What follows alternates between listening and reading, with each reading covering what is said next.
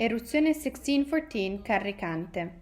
It is our cru amongst the white wines of Etna.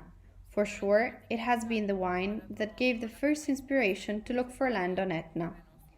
We found what we were looking for here in Sciaranuova, approximately 900 meters above the sea level, where we planted Carricante and a small portion of Riesling.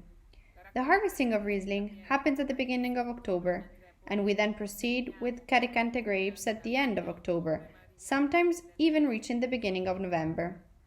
A very simple winemaking process follows in order to preserve the very linear and straight soul of this wine. Refinement in stainless steel, and then in the bottle for at least 1 year. I believe this white wine has a particularly long aging capacity. Finally, the name derives from that eruption that happened in this specific area, over which our vineyards today stand. Salute!